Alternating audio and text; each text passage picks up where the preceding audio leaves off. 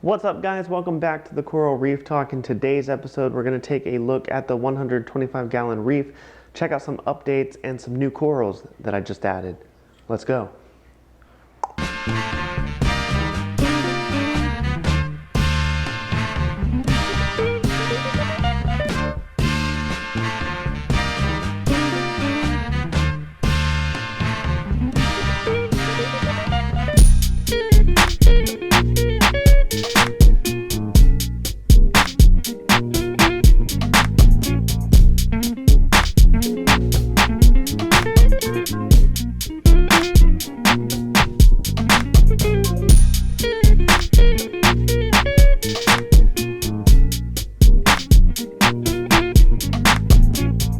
How's it going, everyone? Welcome back. Now, if you've been following the Coral Reef Talk, you know that I set up a new 125-gallon reef tank, and if you haven't caught any of those videos, go ahead. There is a playlist set up for you. You can see how I built the stand, set up the tank, transferred everything over from that 200-gallon reef tank to this 125.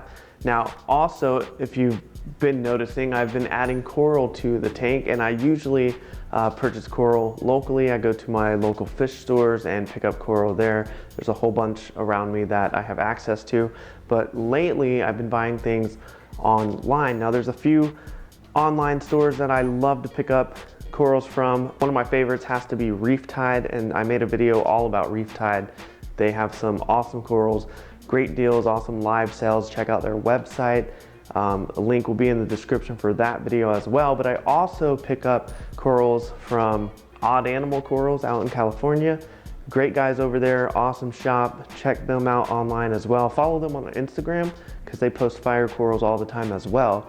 And another coral vendor or coral store that I love to get corals from is Living Reef Orlando. They're a little bit closer to where I am, so I check them out all the time as well. But today, that's kind of what we're talking about. I'm going to show you some of the corals that I picked up from Living Reef Orlando. We're going to check in on the corals that I got from ReefTide, and I got a couple other products to show you as well. All right, so here's what the reef is looking like right now, and I have this idea for my zoanthids. If I put some frag discs in there, that my zoanthids can grow. As they grow, they will travel onto these discs. You can see that Bam Bam zoanthid right there venturing off to that disc. But look at these Captain Jerk polys. These guys are just growing insane up onto the glass. I'm gonna have to move them, put some on a frag plug or something. But here's the corals that we just put in. These are the Tinkerbell zoanthids from Living Reef. And I'll try to get better lighting on them once the T5s go off. And then here's some Houdini zoas. I see these Houdini zoanthids all the time, and I've always wanted them. Can't get it to focus. Not gonna focus on those, but back here, I got some blue hornets. Okay, so at this angle, you can see those discs. These are some zoas that had fallen off of a frag, and so I just glued them onto the disc. So they're gonna take over that disc as they grow. It'd be awesome. But I put a bunch of empty discs around. I don't know if this is a good idea or not. I'm sure it's not a bad idea, but let me know in the comments below what you think about that. But yeah, so back to these. I got Tinkerbell zoanthids, the Houdini zoas, and the blue hornet zoas back there. We'll get a better shot later. But look at those bounce mushrooms. That is the Riddler bounce mushroom from ReefTide aquariums. And there's two back there. And then I believe there's two rainbow recordias now. So those are looking good. This hammer coral has been doing really well. I picked this guy up from Aquashella. You probably saw a few pictures on Instagram. About to have two heads split off soon. I picked up some other zoanthids from Aquashella as well. Let's see, there is a plug of Sunny D's right there, and then a mixed plug right there, then some pink ones right here in the front. That looked pretty cool. And then back behind them are the candy apples that have a few babies now, so they're growing. And then a mixed bag of zoas there. And then these guys right here that are on that rock holder from Printed Reef, these guys I posted a picture up on Instagram as well, and you guys gave me some idea of what they could be. But yeah, I'm into zoas now. These are the blow pop zoas that I got from ReefTide. There's 3 of them on there. I believe I got 1 with a little baby when it came in, and now there's 3. Actually 4. I just saw that little guy down there. 1, 2, 3, 4. And then the Oompa Loompa, if I can focus, he's got a baby right there as well. So the zoas are growing. But yeah, that's the state of the tank right now. The anemones are doing really well. There's 3 of them now. So they're nice and plump and out. Look at that. Take up a lot of space. Clownfish enjoying their anemone. I've had these clownfish for over 6 years. These guys are doing great. They're laying eggs, or the mama clownfish is laying her eggs all the time, every few weeks or so, something like that. And they're up there, and there is the daddy clownfish monitoring the reef. Him for a little bit now. He's doing really well. And the sailfin tang, had for over 6 years as well, and she's doing really well. There's the clam from Clam Mania, doing great. Open, happy, healthy.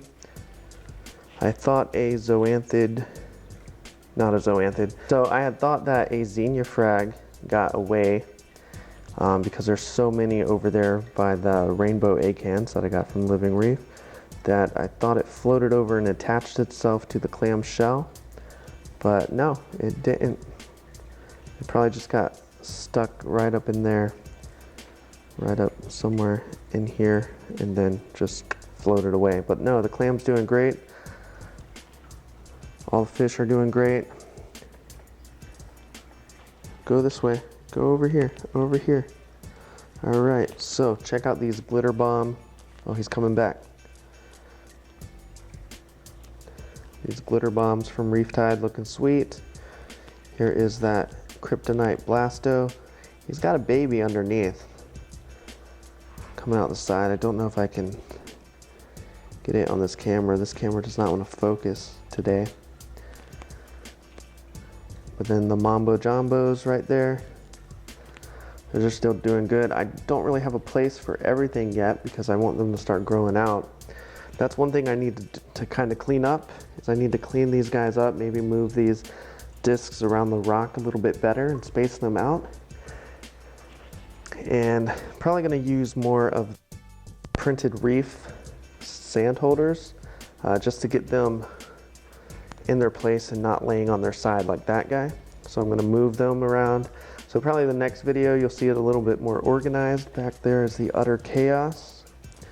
I keep putting my finger in front of the camera and it keeps focusing on you. There's utter chaos back there, and it has multiple heads on it now, so that guy's growing. The scrambled eggs, there's 3 scrambled eggs on that plug now. Here are some Yoda zoanthids that I got from a friend, and these guys have really taken off. They're growing around the corner of this rock, so they're looking really good. When the blue lights come on, we'll come back and I'll show you what it looks like with the blues. We'll have to put an orange filter on.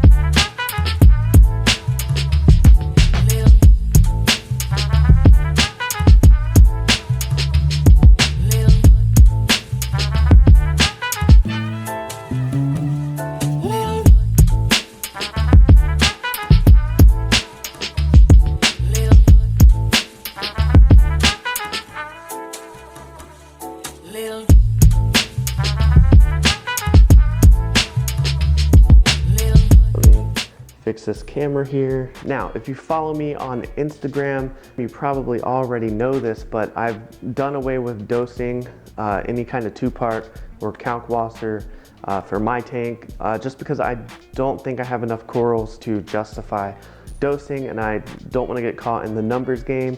And I also just want to baseline the aquarium and figure out where everything is, and then ramp things back up if I need to start dosing. I can just get a baseline, like a new start. So I've just been doing water changes on a weekly basis, and that's been keeping things very consistent and stable. And I also got rid of the CO2 scrubber as an experiment, because this tank is in a bigger room than the room that I had for the old 200 gallon at the old house. So I took off the CO2 scrubber, stopped dosing my 2-part, and stopped dosing any kind of kalkwasser, and have just been sticking to water changes, and the pH is sticking to 8.1, almost 8.2 during the day. Another thing is I had to change my pH probe. The pH probe that I've had for years, and I wanted to be sure that it was working correctly. So I mean, I calibrated it a few times, seemed like it was working fine. I ordered a new one just to test it out. I ended up replacing it. The old pH probe really was off by just a few points, but I'm glad I have a new one now. That one's calibrated, set up, and it's good to go. So that's running off of the new calibration. Let me take this camera off and I can show you where the pH is at right now. So the pH is at 8.18. So almost at the 8.2. And it's been pretty consistent. It drops to maybe 7.9 at night. And I have an offset light schedule for the refugium, and I have some Cato algae down there. So, and then another thing that I've done in the past few weeks is I changed out this bulb right here, and I put in another actinic bulb. So I had an actinic, a coral plus, a purple plus, or a blue plus, and a purple plus. So I took this coral plus or purple, whichever one it was, I took that one out, put an actinic. So there's 2 actinics here. There's a blue and a, what is that? It says it right there. Purple. Yep, the purple plus is up here. So the purple plus is probably going to be coming out. I'm going to take the purple plus out and put a blue. So I'm going to have 2 blues and actinics in there along with the LEDs. So they're going to actually supplement as the blues, and then the LEDs will do any of the white or other spectrum that I need, because those are set up to the Great Barrier Reef light schedule that's within the HM Electronics app. So those are running off of a preset along with my T5s. The T5s run for about 4 hours every day.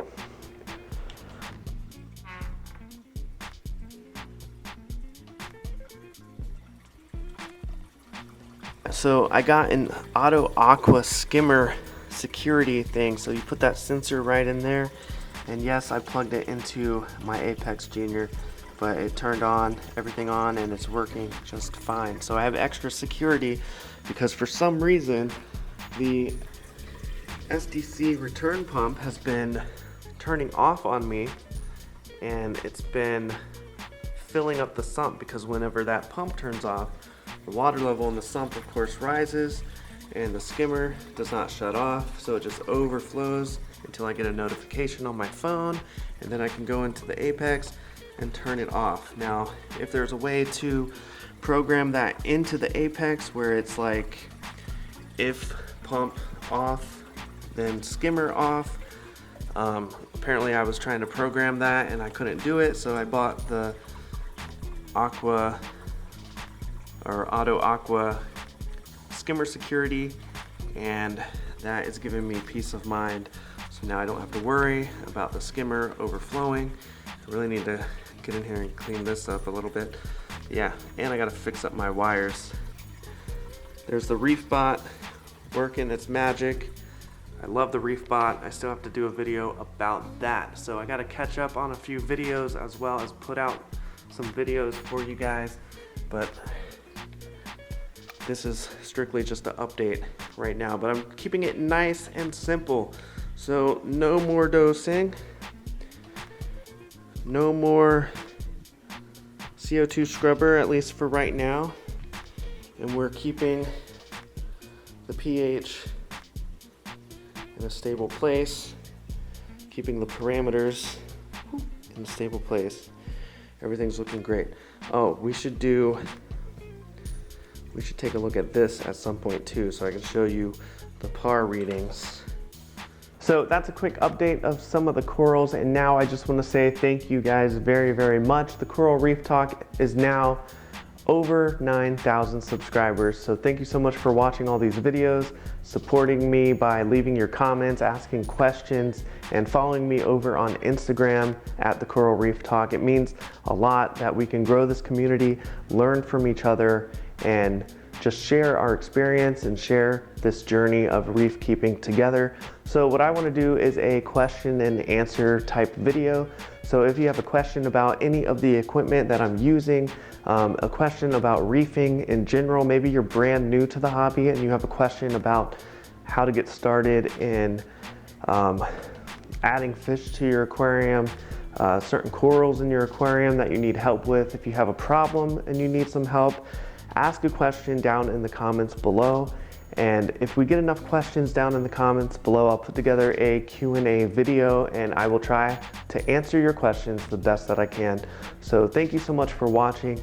Thank you so much for subscribing to the channel. Over 9,000 subscribers now. I'm super excited about that.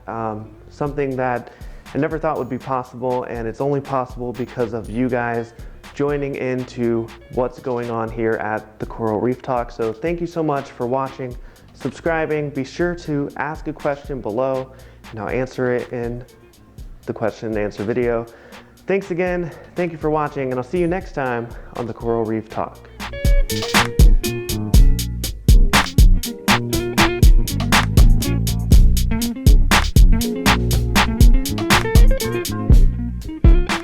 Thank you so much for checking out this video, guys. And that